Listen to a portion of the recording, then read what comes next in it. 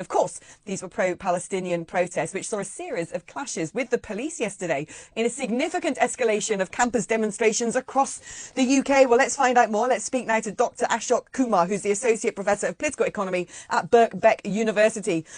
Ashok, it's not really a good look, is it, when students are sort of reaching levels of violence that involves, significant numbers of arrests, disrupting education. Frankly, it's not going to move the needle one iota when it comes to what's going on in Gaza. Well, I think that, the university's position is counter to the position of the students. The students have been rallying and having an encampment for many weeks now. The university refused to meet with them, refused to even consider the demands, which are entirely reasonable and alongside the long tradition of asking for divestment, whether it was South African apartheid or Israeli apartheid now. And so they had a peaceful sit-in. That the response from the university was of overwhelming violence. You had 30 police vans, a disproportionate number. You had a number of students who were, attacked, were punched, were beaten. So the violence really does seem to be directed from the university. The university has every right to clear people who are disrupting education on the campus. You say that this sort of policy of divestment is reasonable. I mean, Israeli companies aren't the companies that are waging war in Gaza. They're just people going about their lives doing some business. And why shouldn't the university invest in whichever company they wish? And like I said, it's not really going to move the needle.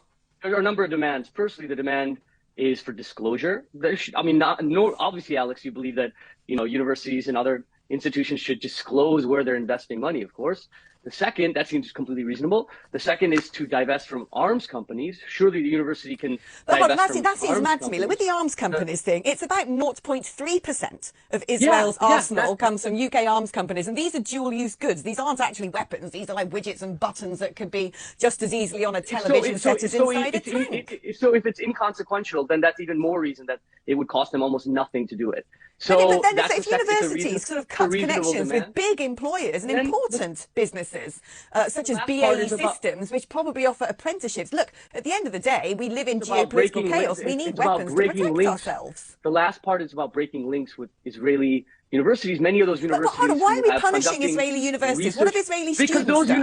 Because those universities, it's not about those students. Those universities conduct research that surveil and brutalize and murder Palestinians. And that might not matter to you, Alex, but that matters to the vast majority of this country. You represent I don't think it matters to the vast majority of this country. I think it's quite clear the vast majority of this country are rather more on the side of Israel. Look, what I want to know is this. What I want to know, I mean, come on, you just have to look at how the public voted in the Eurovision Song Contest. They all wanted Israel. You have to step out of the Talk TV studio for 1 minute and read some polling. And the polling suggests that 85% of this country supports a ceasefire. You don't support it, maybe, but the vast majority of this country does. So people saying we want a ceasefire is a very different thing to people supporting what you're saying these students are calling for. But one thing I would say is this. What is alarming me, and this is what the university have said, they've accused OA4P of not being transparent about their membership, nor whose interests they represent. And I put this to you. The government's own counter-extremist czar, a guy called Robin Simcox, has turned around, and as has elements of our intelligence service, saying that a lot of these protests are being infiltrated by organisations with direct connections to terrorist groups who are possibly being sponsored by hostile regimes. They're essentially here to create division and to wreak havoc, which is part of the Hamas-Iran playbook. I mean, if the intelligence services are saying these people are being infiltrated, we should be alarmed. You should take your tinfoil hat and put it away for a second. That's not my tinfoil hat. That's the government's counter-extremism czar. That's the man whose job it is to, I don't know, speak to the people in GCHQ and MI6 and find out what's going on. Completely absurd. These are absurd. Listen, I've got to end there because we've got to go to a break. Thank you so much for joining me, Dr. Ashok Kumar there. Absurd? Is that what we're calling our experts on intelligence and extremism?